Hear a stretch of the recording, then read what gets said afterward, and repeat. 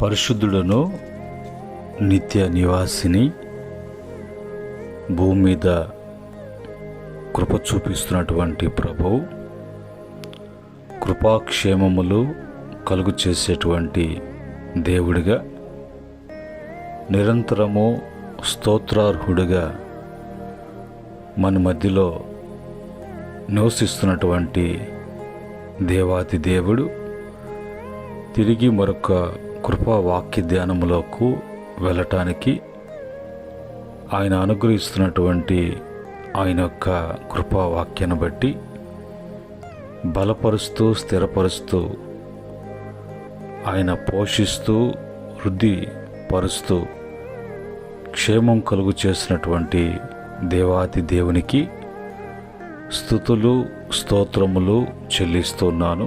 అలాగనే ప్రతిరోజు కూడా దేవుని యొక్క కృపా వాక్య ధ్యానములలో పాలుపంపులు కలిగి వాక్యాన్ని వింటూ అనుసరిస్తూ బలపడుతూ ప్రభు బిడ్డలుగా స్థిరులుగా ఉంటూ దేవుణ్ణి మహిమపరుస్తూ ఘనపరుస్తున్నటువంటి బిడ్డలకు ప్రభు పేరిట వందనములు, ప్రభు పేరిట శుభములు తెలియజేస్తూ ఉన్నాను.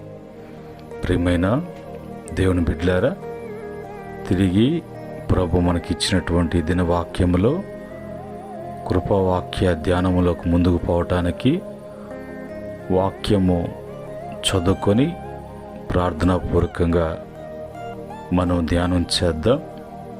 అపోస్తలుడైనటువంటి పౌలు గారు కొరింథీయులకు రాసినటువంటి 2వ పత్రిక 6వ అధ్యాయము 14వ వచనాన్ని మనం చదువుకుందాం.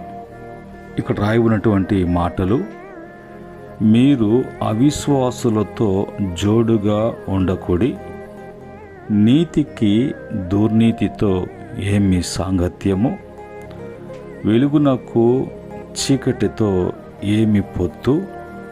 ప్రార్థన. పరిశుద్ధుడైనటువంటి మా తండ్రి, కృపగలైనటువంటి మా దేవా, ఈ సమయంలో మీ మాటలు మేము చదువుకున్నాం ప్రభు. మీ యొక్క ఆత్మ సహాయాన్ని బట్టి వివరించి బోధించండి. బిడ్డలు బలపడటానికి, బిడ్డలు స్థిరులుగా ఉండటానికి, ఆత్మీయంగా బిడ్డలు తండ్రి అభివృద్ధి చెందటానికి, ఈ లోకంలో మీకు మహిమ కలుగునట్లుగా మీ కార్యమును జరిగించుమని యేసుక్రీస్తు నామములో అడిగి వేడుకుంటున్నాము తండ్రి, ఆమేన్. ప్రియమైన దేవుని బిడ్డలారా, ఇక్కడ వాక్యం చెప్పేటువంటి మాట ఏంటంటే, మనము వెలుగు సంబంధులము, మనము చీకటి సంబంధులము కాదు. మునుపు మనము పాపాన్ని బట్టి చీకటి జీవితం జీవించిన పరమందు తండ్రి మన పాప స్థితిని, మన యొక్క పతన స్థితిని, మన దోషముల చేత అపరాధముల చేత సచ్చినటువంటి మన జీవితాన్ని ప్రేమించి తిరిగి ఆయన ప్రత్యేకించి మనలను వెలుగు సంబంధులుగా, ఆత్మ సంబంధులుగా, మనల్ని పరిశుద్ధుల సహవాసములో చేర్చినటువంటి తండ్రి మన జీవితాన్ని మరి విశ్వాసముతోనూ వెలుగు సంబంధులుగాను మనము జీవించటానికి ప్రభు మనం వెలిగించినప్పుడు, తిరిగి మనము అవిశ్వాసులతో ఎందుకు జోడుగా ఉంటున్నాం, మరి అవిశ్వాసులతో ఎందుకు సాంగత్యం చేస్తున్నాం, అలాగనే మనము వెలుగు సంబంధులైనప్పుడు చీకటి సంబంధులతో మనకేమి పొత్తు పొందిక. ఎప్పుడు కూడా నీతి వేరు, దుర్నీతి వేరు. దుర్నీతి ఎప్పుడు కూడా నీతిగా ఉండదు, నీతి ఎప్పుడు కూడా దుర్నీతిలోకి రాదు. కనుక మనము నీతిమంతులుగా తీర్చబడ్డాం. మనలో దేవుని నీతిని మరి నింపబడినటువంటి వారముగా కలిగి ఉన్నటువంటి వారంగా ఉన్నాం. దీనిని బట్టి మనము మరి సాంగత్యము అనేది ఒకవేళ చేస్తే ఎవరితో చేయాలి, ఎవరితో చేయకూడదు అనేది వాక్యాన్ని బట్టి మనం తెలుసుకొని మనం ఆ విధంగా ముందుకు సాగటానికి, ఆ విధంగా ప్రభు చిత్త నెరవేర్చడానికి ప్రభు బిడ్డలుగా మనం సిద్ధపడదాం.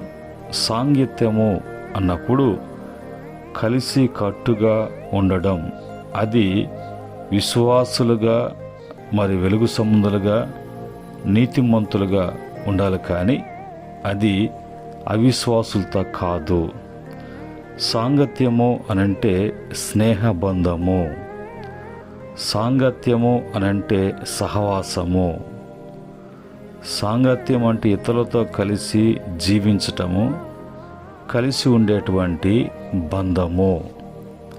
ఇది మనము మరి అవిశ్వాసులతో కానీ, చీకటి సంబంధులతో కానీ, దుర్నీతి పరులతో కానీ ఇలాంటి సాంగత్యము అనేది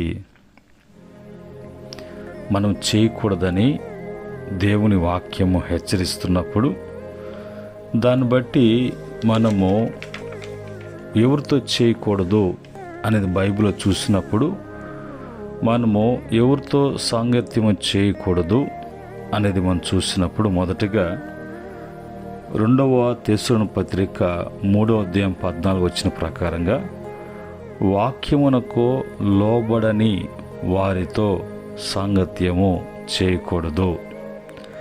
రెండవదిగా కీర్తన 26వ కీర్తన 4వ చరణం ప్రకారంగా, పనికి మాలిన వారితో స్నేహము లేక సాంగత్యం చేయకూడదు. మూడవదిగా భక్తిహీనులతో సాంగత్యం చేయకూడదు. కీర్తన 26వ కీర్తన 5వ చరణం.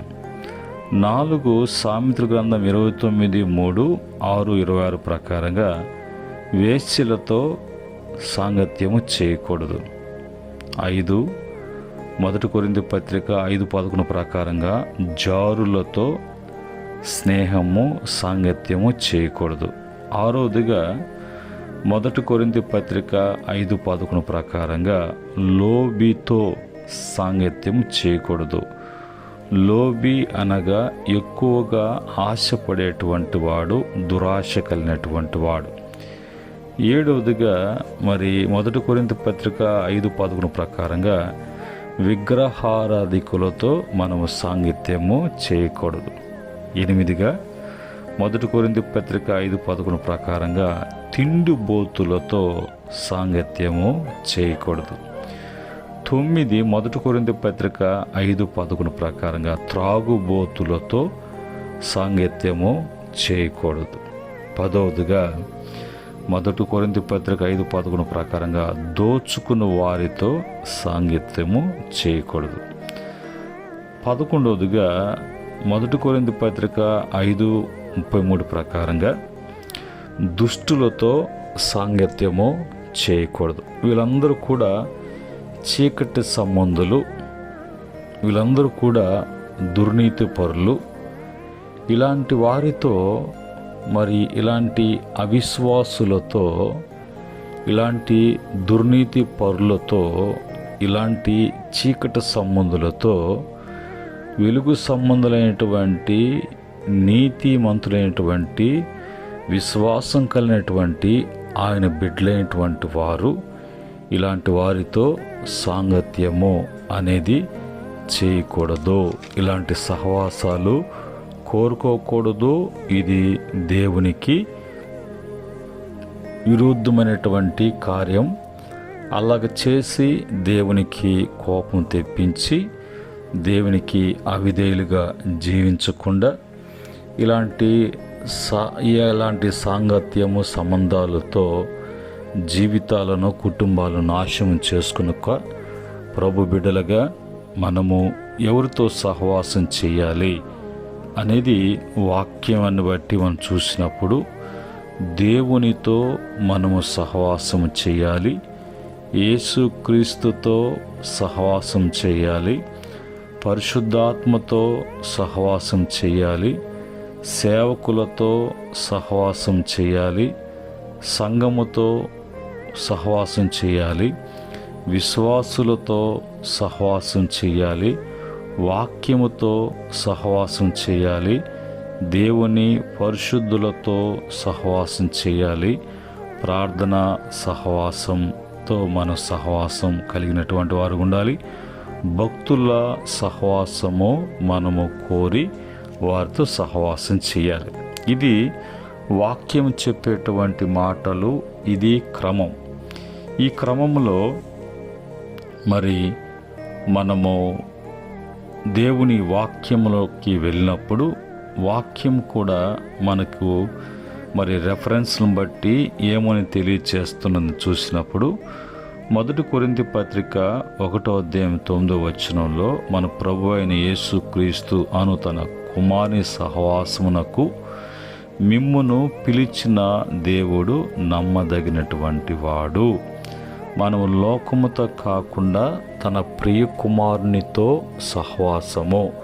తన ప్రియ కుమారుడు దేవుని యొక్క పరిశుద్ధుడు, పరలోకము నుంచి భూలోకముకు వచ్చి మానవుల కొరకు ఆయన చేసినటువంటి రక్షణ కార్యాన్ని బట్టి మనమంతా కూడా విశ్వాసులుగా, మనమంతా కూడా పరిశుద్ధులుగా, మనమంతా కూడా నీతిమంతులుగా, మనమంతా కూడా వెలుగు సంబంధులుగా, మన లోకం నుంచి విడిపించబడినటువంటి వారంగా, మనమంతా కూడా ఒక సంఘముగా, ఒక సహవాసముగా, ఆయన సొత్తైన ప్రజలుగా ఉండుటకు తన ప్రియకుమారుని ఈ లోకానికి పంపించినట్లుగా, ఆ ప్రియకుమారునికి సమస్తము కూడా లోబరిచి సమస్త అధికారములు ఆయన కలుగు చేసినట్లుగా, ఆయన ప్రియకుమారుడు ఏ విధంగా వారసత్వం కలిగి ఉన్నాడో అలాంటి వారసత్వములో మనము కూడా ఉండటానికి ఆయన యొక్క సహవాసము మనం కలిగినప్పుడు ఆయన తండ్రి పోలిక కలిగినటువంటి వాడుగా, తండ్రి చిత్తాన్ని నెరవేర్చేటువంటి వాడుగా మనకు ఒక మాదిరికరమైనటువంటి జీవితాన్ని జీవించి చూపించినట్లుగా మనము కూడా క్రీస్తును పోలి నడుచుకున్నప్పుడు మనము ఆయన యొక్క సహవాసములో ఉన్నట్లుగా తండ్రి చిత్త ప్రకారంగా ఆ సహవాసములో మనము వర్ధిల్లటానికి ప్రభు ఆయన పిలుస్తూ ఉన్నాడు. రెండవదిగా 1 కొరింథీ పత్రిక 7:24 ప్రకారంగా, సహోదరులారా, ప్రతి మనుష్యుడును ఏ స్థితిలో పిలువబడినో ఆ స్థితిలోనే దేవునితో సహవాసము కలిగి ఉండవలెను.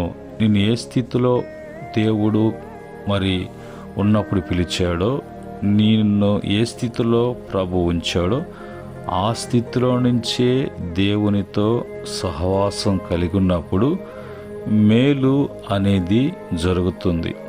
అంతేకాని నీకు ఇచ్చినటువంటి స్థితి, నువ్వు ఉన్న స్థితిని కాకుండా వేరే స్థితిని కోరుకొని ఒకవేళ వేరే వాటిలతో సహవాసం చేస్తే అది భ్రష్ట మనసుకు అప్పగించబడినట్లుగా భ్రష్టులుగా మారిపోవటం అనేది జరుగుతుంది.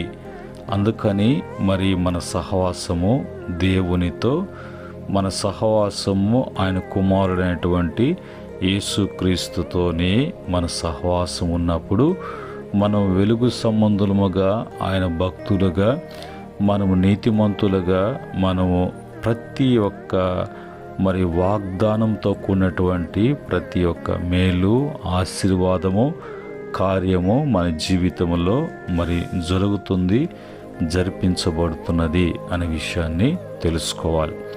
అలాగనే మరి మూడవదిగా 1 యోహాను పత్రిక 1:7 ప్రకారంగా మరి అక్కడ చెప్పబడినటువంటి మాటలు, అయితే ఆయన వెలుగులోనున్న ప్రకారము మనమును వెలుగులో నడిచిన ఎడల మనము అన్యోన్య సహవాసము గలవారమై యుందుము.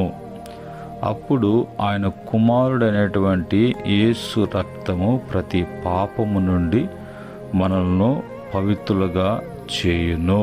ఆయన వెలుగులో నడిచిన ప్రకారముగా మనము కూడా ఆయనతో కూడా వెలుగు సంబంధులుగా కలవటానికి అన్యోన సహవాసం కలిగినటువంటి వారంగా ఉన్నప్పుడు మనము కూడా వెలుగు సంబంధులుగా వెలుగులో నడిచినటువంటి వారముగా మనం ఉంటాం. కాబట్టి అప్పుడు ఆయన యొక్క కుమారుడైనటువంటి యేసు రక్తము చేత మనము శుద్ధి చేయబడటం, పరిశుద్ధపరచబడటం, పవిత్రులుగా చేయబడటం. ఈ పరిశుద్ధతను బట్టి, పవిత్రతను బట్టి దేవునికి దగ్గర కావటం, దేవునికి ఇష్టలైనటువంటి బిడ్డలుగా జీవించటం అనేది మన జీవితాలలో జరుగుతూ ఉన్నాయి. అలాగనే నాలుగవదిగా మరి యోబు గ్రంథము 22వ అధ్యాయం 21వ వచనములో ఆయనతో సహవాసము చేసిన ఎడల నీకు సమాధానం కలుగును, అలాగన నీకు మేలు కలుగును. ఇది లోకముతో ఉంటే, లోక సంబంధులతో చేస్తే కలిగేటువంటి సమాధానము కాదు. ఇది మరి ఆ విధమైనటువంటి సహవాసంతో ఉండేటువంటి కలిగేటువంటి మేలు కాదు. ఇది కేవలము దేవుని వలన, దేవుని యొక్క సన్నిధిలో నుంచి పరసంబంధమైన, ఆత్మ సంబంధమైనటువంటి ఆ యొక్క సహవాసము, ఆ యొక్క సమాధానము, ఆ మేలు యేసుక్రీస్తు ద్వారా మనకు అనుగ్రహించబడుతూ ఉంటుంది, మన జీవితాల్లో జరుగుతూ ఉంటుంది అనే విషయాన్ని మనము తెలుసుకోవాలి. అలాగనే 2 కొరింథీ పత్రిక 13-14 వచ్చిన ప్రకారంగా ప్రభు అయిన యేసు క్రీస్తు కృప, దేవుని ప్రేమ, పరిశుద్ధాత్మ సహవాసమును మీకందరికీ తోడై ఉండునుగాక. మన సహవాసము పరిశుద్ధాత్మునితో, మన సహవాసము దేవుని ప్రేమలో, మన సహవాసము ఆయన కృపలో ఉన్నప్పుడు మనకు ఎప్పుడు కూడా మరి మంచి అనేది, దేవుని యొక్క భద్రత అనేది, దేవుని యొక్క సహాయము అనేది మనకు అందించబడుతూ ఉంటుంది. ఇది దేవుని యొక్క వాక్యక్రమం. అలాగనే మరి అపోస్తుల కార్యము 2వ అధ్యాయం 42వ వచనం ప్రకారంగా మీరు అపోస్తుల బోధ యందును, సహవాసమందును, రొట్టె విరుచుట యందును, ప్రార్థన చేయుట యందును ఎడతెగక ఉండుడి.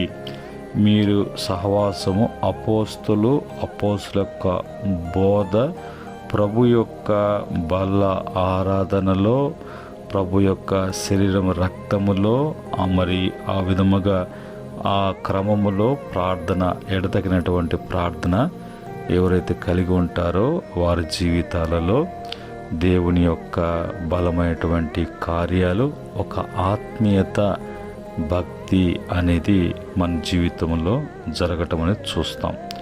అలాగనే బైబిల్లో 1 యోహాను పత్రిక 1:3 ప్రకారంగా మాతో కూడా మీకును సహవాసం కలుగునట్లు మేము చూచిన దానిని, వినిన దాన్ని మీకు తెలియచేయుచున్నాము. మన సహవాసం అయితే తండ్రితో కూడాను, ఆయన కుమారుడైనటువంటి యేసుక్రీస్తుతో కూడాను ఉన్నది అనేది. కనుక ఇప్పుడు మనము భూ సంబంధం కాదు, లోక సంబంధం కాదు, శరీర సంబంధం కాదు, ఆత్మ సంబంధము, దైవికమైనటువంటి అనుభవం ఉన్నప్పుడు మనము పరసంబంధముగా, మన పరలోక వాసులుగా, వారసత్వం కలిగినటువంటి వారుగా మనము ఉన్నాము అనేది మనకు తెలుసుకోవాలి. అలాగనే సామెతల గ్రంథం 15:31 ప్రకారంగా జీవార్థమైన ఉపదేశమును అంగీకరించు వానికి జ్ఞానుల సహవాసము లభించును అనే మాట మనం చూస్తున్నాం. ఇవన్నీ కూడా మరి మనం వాక్యానుసారంగా మనం జీవించటానికి ప్రభు ఉదయకాలమందు తెలియచేస్తున్నటువంటి మాటలు. ఇది క్రమం. ఈ క్రమం కాకుండా మనము ఒకవేళ మరి వేరే విధముగా ప్రవర్తించినప్పుడు, మనము సాంగత్యము లేదంటే సహవాసము దేవునితో కాకుండా వేరొక వాటితో ఉన్నప్పుడు అవి గతించిపోయేటువంటి కాలము, అవి కృషించిపోయేటువంటి కాలము, దేవుని ఉగ్రత శాపముతో అవన్నీ కూడా నిర్మూలము కాబోయేటువంటి దినము. ఒక దినము రాబోతుంది. ఆ దినములో అవన్నీ కూడా అగ్ని చేత కాల్చబడతాయి, అవన్నీ కూడా నాశనం కాబడతాయి. ఈరోజు నీ సహవాసం అనేది వాటితో ఉన్నప్పుడు వాటితో కూడా నీవు ఆ విధంగా నాశనం కావాల్సి వస్తుంది.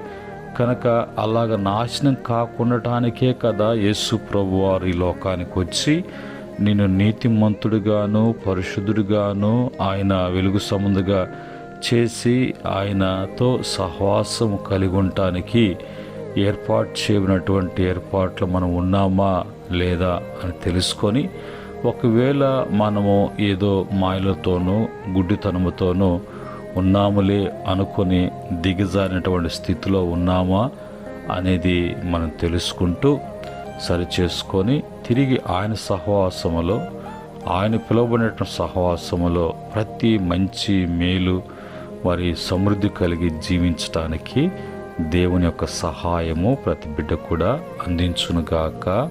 ఆమేన్. కృపగల తండ్రి, పరిశుద్ధుడా, మీకు వందనాలు. ఈ దిన వాక్యాన్ని బట్టి స్తుతిస్తున్నాం. మేము మరి ఏమిటో అనేది తెలియచేయటానికి, మా ప్రవర్తన విధానము, మా స్నేహాలు ఎలా ఉన్నాయో పరీక్షించుకోవటానికి మీరు మాటల చేత హెచ్చరించినందుకై స్తుతిస్తున్నాం. ఇందును బట్టి సరిచేసుకొని సరిదిద్దుకొని జాగ్రత్త కలిగి ఉండటానికి, తద్వారా మీ చేత దీవించబడి వర్ధిల్లటానికి కృప దయచేయమని యేసుక్రీస్తు నామములో అడిగి వేడుకుంటున్నాము తండ్రి. ఆమేన్. పరమందు తొట్టెలని దేవుని ప్రేమ, శాశ్వతమైనటువంటి కుమారుడైనటువంటి యేసుక్రీస్తు కృప, పరిశుద్ధ ఆత్మ యొక్క అన్యున సహవాసం మరి వింటున్న బిడ్డలకును అనుసరిస్తున్న బిడ్డలకును సకల పరిశుద్ధులకును ఆయన దాసులకును సదా తోడే నడిపించునుగాక. ఆమేన్. దేవుడు మిమ్మల్ని మీ కుటుంబాలు దీవించి వృద్ధిపరచునుగాక. దైవ శిస్సులు కలుగునుగాక. ఆమేన్.